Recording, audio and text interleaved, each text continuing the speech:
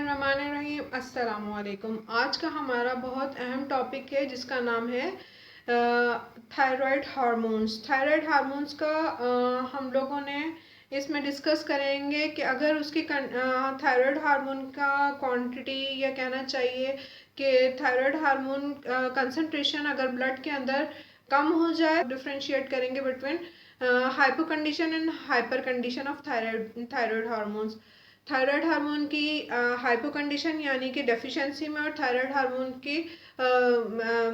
High condition यानी कि high amount जब उसका थायराइड हार्मोन का नॉर्मल रेंज से उसकी कंसंट्रेशन बढ़ जाए। तो हम लोग इस टॉपिक के अंदर सबसे ज़्यादा ये डिस्कस करेंगे कि थायराइड हार्मोन्स के फंक्शन क्या हैं, थायराइड हार्मोन जो है वो रिलीज़ किस तरह से बना हुआ किस चीज़ से होता है, और थायराइड हार्मोन को हम लोग रिकवर किस तरह कर सकते हैं। तो चलें आए फिर हम इस टॉपिक में डिस्कस करते हैं। सबसे पहले तो हमारा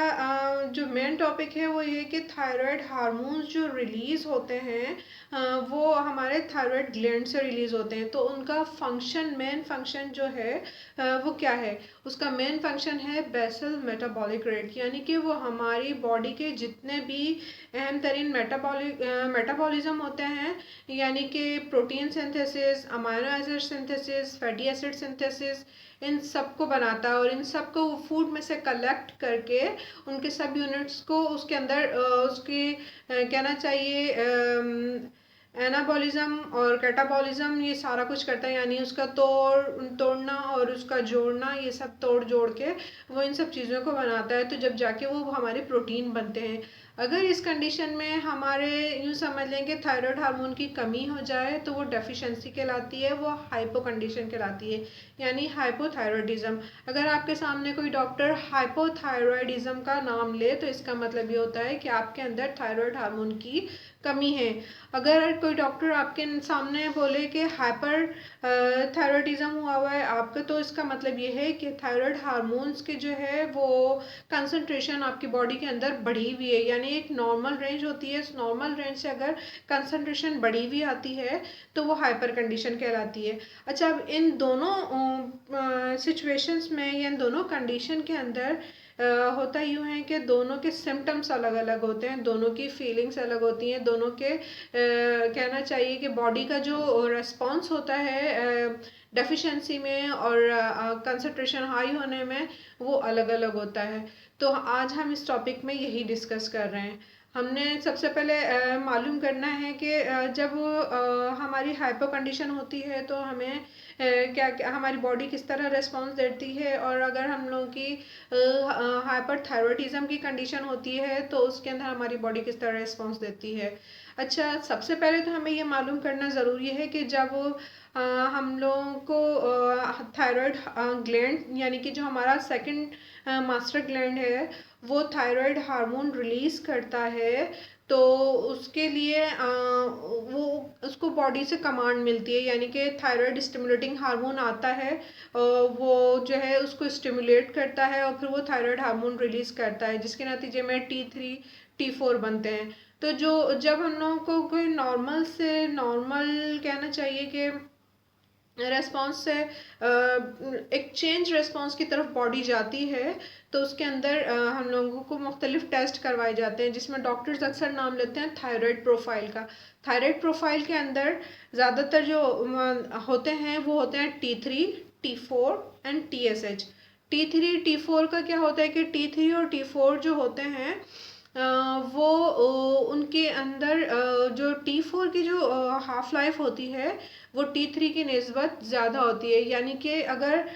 T4 की हाफ लाइफ 14 डेज है तो T3 की हाफ लाइफ 1 डे होगी। अब आप लोग सोच रहे होंगे ये हाफ लाइफ क्या होती है। हाफ लाइफ कहते हैं कि किसी भी केमिकल की बॉडी के अंदर कंसंट्रेशन हाफ हो जाए तो वो हाफ लाइफ कहलाती है, यानी कि वो अपने एक पीरियड में जाके बॉडी को छोड़ देता है, बॉडी के अंदर से एक्सक्रीट आउट हो जाता है, तो वो कहलाती है उसकी हाफ लाइफ, और उसकी कंसंट्रेशन बॉडी के अंदर हाफ रह जाती है। तो जो T4 और T4 और T3 की जो रेंज है, यानी कि यहाँ पर जो रेशो पाया जाता है हमारी बॉडी के अंदर 14:1 का रेशो पाया जाता है, यानी कि वो 14 टाइम्स T4 होगा और जो T3 होगा वो 1 टाइम होगा। चलें अब आए हम इसकी हाइपो कंडीशन और हाइपर कंडीशन के अंदर डिफ्रेंशिएट करते हैं कि उनके सिम्टम्स क्या क्या होंगे। अच्छा, एक और चीज़ में जब मैं बताना भूल गई कि ये अगर थायराइड हार्मोन्स की डेफिशिएंसी हो या उसके कहना चाहिए कि उसकी कंसंट्रेशन बॉडी के अंदर बढ़ रही हो, तो दोनों सूरतों में आपकी जो बॉडी की ग्रोथ होगी, वो बोन्स की ग्रोथ होगी, वो इफ़ेक्ट करेगी, यानी कि आपकी हाइट के ऊपर इफ़ेक्ट आएगा, आपके हेयर लॉस के ऊपर इफ़ेक्ट आएगा। तो न्यू बॉर्न बेबी हैं उनके अंदर न्यूरो डेवलपमेंटल डिसऑर्डर्स होते हैं, यानी कि वो उनका जो न्यूरो सिस्टम होता है वो प्रॉपरली डेवलप नहीं हुआ होता। उसके अलावा हम लोग डिप्रेस्ड बहुत ज़्यादा होते हैं, हम लोगों का डिप्रेशन बहुत ज़्यादा होता है, जिसको ज़्यादातर जो मेडिकल टर्मिनोलॉजी है उसके अंदर कहा जाता है हैशमिटोस डिजीज़, यानी कि उसके अंदर हम लोग एक्स्ट्रा ऑर्डिनरी डिप्रेशन लेने लग जाते हैं। अच्छा, हाइपोथायराइडिज्म के अंदर हम लोग जो ज़्यादातर देखेंगे वो ये है कि हमें डॉक्टर कुछ देते हैं गाइट्रीन और कार्बेमेज़ोल और मेट्रोमेज़ोल, इस टाइप की मेडिसिन्स वो देते हैं डॉक्टर हमें, ताकि जो है हम लोग इसको रिकवर कर सकें। अच्छा, अब हम लोग इनके सिम्टम डिस्कस कर लेते हैं। सिम्टम्स में सबसे पहले ये है कि जब हाइपो कंडीशन होगी, यानी कि हाइपोथायराइडिज्म होगा, तो हमारी बॉडी जो है वो कोल्ड सेंसिटिव हो जाएगी, यानी कि उसको थोड़ी सी भी ठंड में थोड़ी सी भी ठंड के अंदर जो है वो बहुत ज़्यादा ठंड महसूस होगी और वीकनेस होगी, मसल्स स्टफ हो जाएंगे, मसल्स वीक हो जाएंगे, हमें जॉइंट पेन होगा और जॉइंट्स के ऊपर स्वेलिंग होगी, वेट गेन होने लगेगा, स्किन जो है हमारी ड्राई हो जाएगी, कॉन्स्टिपेशन की प्रॉब्लम होगी, कंजेंटाइनल डिजीज़ हो, हमारी आवाज़ की जो पिच है या वेवलेंथ है वो चेंज होगी कंटिन्यूसली, कभी हाई एंड कभी लो हो जाएगी, इम्पेयर्ड मेमोरी होगी और इसके अलावा डिप्रेशन होगा, मेंस्ट्रुअल साइकिल जो है वो या तो हैवी होगा या डिस्टर्ब होगा और एलिवेटेड कोलेस्ट्रॉल लेवल होगा, यानी कि हमारा कोलेस्ट्रॉल अगर हम लोग कुछ ना भी खा रहे हो तो उसके बावजूद हमारा कोलेस्ट्रॉल लेवल बढ़ रहा होगा। हम लोग हाइपर कंडीशन के ऊपर कि अगर हाइपर थायराइडिज्म होगा तो हमें उसके सिम्टम्स क्या होंगे और हमारी बॉडी उसकी किस तरह रिस्पॉन्स देगी। सबसे पहले तो जिस तरह से हाइपो कंडीशन के अंदर हमारी बॉडी कोल्ड सेंसिटिव हो गई थी, इसी तरह से हमारी बॉडी जो होगी वो हीट सेंसिटिव हो जाएगी, यानी हीट इनटॉलरेंस आ जाएगी, बहुत ज़्यादा स्वेटिंग होने लगेगी, वेट लॉस होने लगेगा और इसके अलावा उनकी नर्वसनेस, एंजाइटी, एजिटेशन, इरिटेशन, इस तरह की चीज़ें महसूस होंगी, कमज़ोरी होगी और आपकी जो हार्ट बीट है वो आपको अचानक से बढ़ी हुई महसूस हुआ करेगी, पल्पिटेशन बढ़ जाएगी। तो इस तरह के सिम्टम हाइपर कंडीशन में पाए जाते हैं। अच्छा, हम लोगों को ये पता है कि T3 T4 जो है वो आयोडीन से बनते हैं, अगर आयोडीन एब्सेंस हो या आयोडीन की डेफिशिएंसी हो तो उस वक्त भी हमारा थायराइड हार्मोन डिस्टर्ब हो जाते हैं। तो अक्सर व बेशतर अगर वो थोड़ा सा माइनर क्वांटिटी के अंदर हमारे थायराइड हार्मोन डिस्टर्ब हुए हुए हों तो डॉक्टर्स हमें जो हैं वो आयोडीन खिलाते हैं या आयोडीन की टैबलेट्स देते हैं, ताकि हमारे जो हाइपो कंडीशन है या हाइपर कंडीशन है, हाइपो कंडीशन है उसके अंदर हमारे जो थायराइड हार्मोन है वो रिकवर हो सकें। उसके अलावा डॉक्टर्स अगर नहीं बैलेंस हो रहे होते तो फिर मेडिसन देते हैं, मेडिसन हमें लिख कर देते हैं ताकि हम उन मेडिसन के थ्रू रिकवर हो सकें। लेकिन हमने जो नॉर्मली इसकी रेमेडीज़ देखी हैं, रेमेडीज़ के अंदर जो है वो काफ़ी कुछ हद तक कुछ लोगों को इफ़ेक्ट करती है, उनके थायराइड हार्मोन्स को किसी हद तक बैलेंस कर देती है। इसके अलावा half cup of milk, fat free milk लेना चाहिए, क्योंकि हाइपो और हाइपर कंडीशन दोनों में ही आजकल हम लोगों की फ़िज़िकल एक्टिविटीज़ इतनी ज़्यादा है नहीं, तो वो हम लोगों को कोलेस्ट्रॉल प्रोड्यूस कर देगा, तो हमें जो मिल्क लेना है वो फैट फ्री लेना है। उसके अलावा हम लोगों को जो विटामिन डी की डेफिशिएंसी होगी वो भी थायराइड हार्मोन की कमी की वजह से होती है, क्योंकि ये थायराइड हार्मोन्स और विटामिन डी दोनों डायरेक्टली प्रोपोर्शनल होते हैं एक दूसरे के। अगर थायराइड हार्मोन कम होंगे तो विटामिन डी भी कम होगा। अक्सर हमें जो जॉइंट पेन होता है वो कभी कभी थायराइड हार्मोन्स की वजह से भी होता है, क्योंकि थायराइड हार्मोन्स हमारे विटामिन डी के लेवल को कम करते हैं, और विटामिन डी का लेवल जो होता है वो कैल्शियम एब्जॉर्प्शन को कम करता है। तो अक्सर पेशेंट्स ये पूछते हैं कि हम लोग तो मिल्क पीते हैं, हम लोग तो कैल्शियम सप्लीमेंट ले रहे हैं, उसके बावजूद हमारी हड्डियां जो हैं वो इतनी कमज़ोर क्यों हैं, या हमारा कैल्शियम एब्जॉर्ब क्यों नहीं हो रहा, या हम लोग हमारी हड्डियां मजबूत क्यों नहीं हो रही।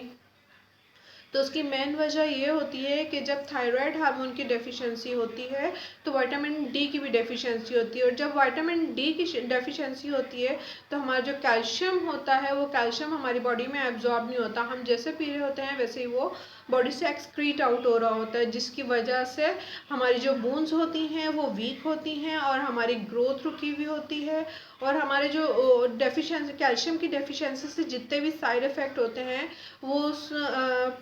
उसमें देखने में आते हैं। तो हम लोगों को अगर थोड़ा सा भी नॉर्मल से हटकर हम लोगों को कुछ महसूस होना अपने अंदर, अपनी बॉडी के अंदर की बॉडी रिस्पॉन्स दे रही है, तो उसके लिए हम लोगों को फ़ौरन डॉक्टर के पास जाना चाहिए। जस्ट लाइक हमारे हेयर ग्रोथ या हमारे हेयर फॉल या हमारा वेट लॉस, अगर सडनली वेट लॉस हो रहा हो, सडनली वेट गेन हो रहा हो, या हमारे मसल्स वीकनेस बहुत ज़्यादा हो रहा हो, क्रैम्प्स पड़ रहे हों, या हम लोगों को यूँ समझ लें कि हम लोग हेल्दी डाइट ले रहे हो लेकिन उसके बावजूद हम लोगों की जो हड्डियां हैं वो भुरभुरी हो रही हों, तो इसका जो मेन रीज़न देखा जाता है वो थायराइड हार्मोन्स ही होता है। या हम लोग अगर चिकना नहीं खा रहे, मिर्च मसाला नहीं खा रहे, उसके बावजूद हमारी बॉडी के अंदर कोलेस्ट्रॉल बढ़ रहा है, तो दैट्स मीन कि कोलेस्ट्रॉल सही से एब्जॉर्ब नहीं हो रहा, वो फैटी एसिड के अंदर कन्वर्ट नहीं हो रहा, उसके अंदर तोड़ फोड़ नहीं हो रही। जब उसके अंदर हमारी बॉडी के अंदर हम लोग प्रोटीन ले लिया, विटामिन ले लिए, मिनरल ले लिए, लेकिन इनको टूटने के बाद इनके कुछ ऐसे सब यूनिट्स बनते हैं जो हमारी बॉडी को रिक्वायर्ड होते हैं, जैसे अमाइनो एसिड्स बनते हैं, प्रोटीन से प्रोटीन सिंथेसिस होता है, फैटी एसिड्स बनता है। तो ये सारी चीज़ें जो हैं ये हम लोगों को नेचुरल फॉर्म में नहीं होती, ये हमारी बॉडी के हार्मोन्स उसको कन्वर्ट करके हमारी बॉडी के अंदर प्रोवाइड करते हैं। अगर हार्मोन्स ही नहीं होंगे, एब्सेंस होंगे या डेफिशिएंट होंगे, ये ज़रूरत से ज़्यादा होंगे, तो इस कंडीशन के अंदर फिर हमारी बॉडी भी जो है एबनॉर्मल रिस्पॉन्स देगी। तो उसके लिए फिर हमें डॉक्टर के पास जाना चाहिए, क्योंकि डॉक्टर आजकल जो है थायराइड प्रोफाइल लिख के देते हैं किसी भी बॉडी के रेगुलर रिस्पॉन्स के तौर पर। तो उसके अंदर थायराइड प्रोफाइल के अंदर T3, T4 और TSH होते हैं। T3, T4 जो होते हैं मेनली डिपेंडेंट होते हैं आयोडीन के ऊपर। आयोडीन की कंसंट्रेशन ज़्यादा होगी तो T3, T4 ज़्यादा होंगे, आयोडीन की कंसंट्रेशन कम होगी तो T3, T4 कम होंगे।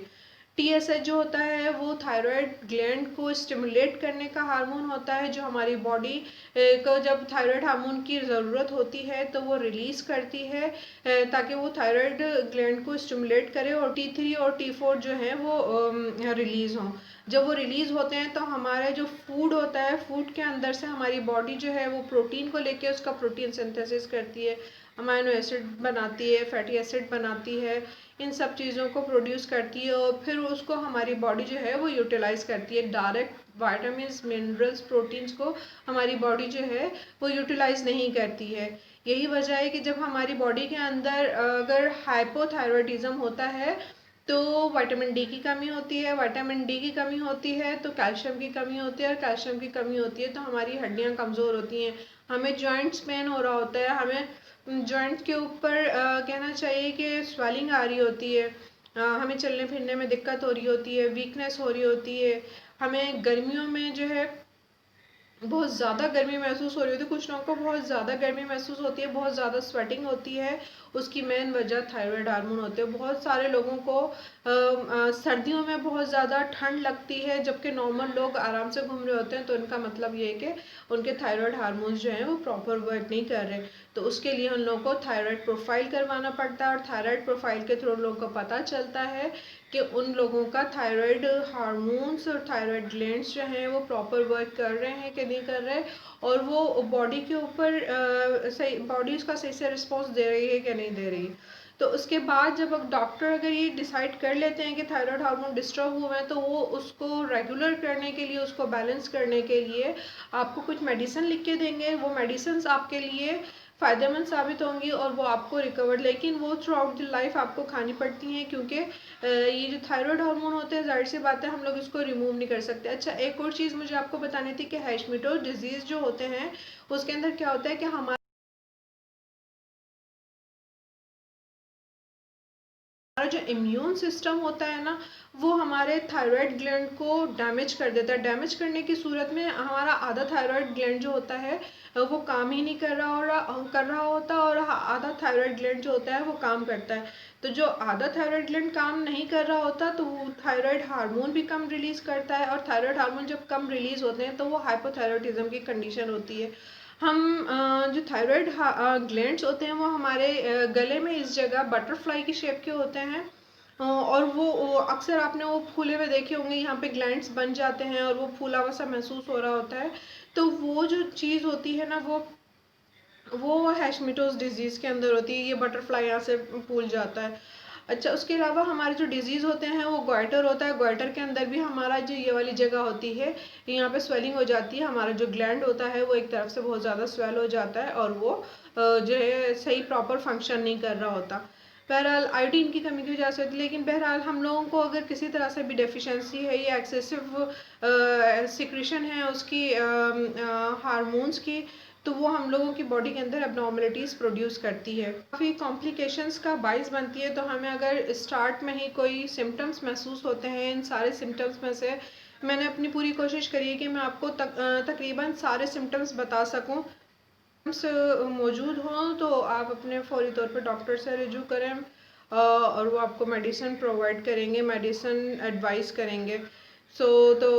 बस 3 चीज़ें याद रखिएगा कि एक तो आपको अगर कोई एबनॉर्मलिटीज़ बॉडी के अंदर महसूस हो रही हैं, जैसे बालों का मतलब आपके फेस पे मुख्तलिफ मकामात पे डिफरेंट बालों की ग्रोथ हो जाती है, और जो है क्या कहते हैं, या आपका वेट एकदम से लॉस हो रहा है, या आप वेट गेन कर रहे हैं, या आपकी हड्डियों में कोई प्रॉब्लम हो रही है, विटामिन डी और कैल्शियम के आप सप्लीमेंट्स ले रहे हैं वो एब्जॉर्ब नहीं हो रहे, तो फिर आपको थायराइड हार्मोन करवाना पड़ेगा। और थायराइड हार्मोन के लिए थायराइड प्रोफाइल होती है जिसके अंदर T3, T4, TSH होता है, जो ब्लड से किया जाता है, और उसके बाद फिर आपको डॉक्टर एडवाइस देते हैं कि आपको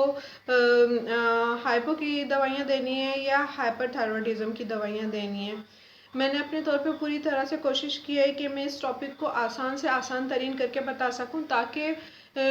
जो मेडिकल से रिलेटेड लोग नहीं हैं उनके लिए आसानी हो सके और वो समझ सकें कि थायराइड हार्मोन क्या चीज़ है और थायराइड ग्लैंड्स क्या चीज़ हैं और उनके फंक्शन क्या हैं। अगर मुझसे कोई यहाँ पे कुछ रह गया हो बताने से तो मैं माज़रत चाहती हूँ, माफ़ी चाहती हूँ। लेकिन आप लोग मुझे कमेंट्स के थ्रू प्लीज़ ज़रूर बताया करें कि मेरे टॉपिक के अंदर अगर कोई कमी है, या कोई आपको अच्छा लगा हो, या एडवाइस देनी हो, या सजेशन देनी हो। और दूसरा ये कि आप लोग मेरे चैनल को प्लीज़ सब्सक्राइब करना ना भूला करें, कि अक्सर लोग हमारी विज़िट करके चले जाते हैं, हमारी वीडियोस व्यू करके चले जाते हैं, देख कर चले जाते हैं हमारी वीडियोस को, लेकिन जो है वो उसको चैनल को सब्सक्राइब नहीं करते। तो चैनल सब्सक्राइब करने से आप लोगों का कुछ नहीं जाएगा। चैनल सब्सक्राइब करने से हमारे सब्सक्राइबर बढ़ते हैं, हम लोगों को अच्छा लगता है, हम लोगों की जो मेहनत होती है उसको पजीराई मिलती है, और हमारे जो आपके जो लाइक होते हैं और वीडियो होते हैं, ताकि हम मज़ीद और अच्छे तरीके से मेहनत कर सकें। मेरा अगर टॉपिक अच्छा लगा हो और आपको वीडियो अच्छी लगी हो तो प्लीज़ लाइक करना मत भूलिएगा, और शेयर कीजिए उन लोगों को जिनको इसकी ज़रूरत है, और बेल आइकन के बटन को क्लिक करना ना भूलिएगा, क्योंकि उसके क्लिक करने से आपको प्रॉपर मेरी नोटिफिकेशन मिलती रहेंगी। नेक्स्ट टॉपिक तक के लिए मुझे इजाज़त दीजिए। अल्लाह हाफिज़। Thank you so much.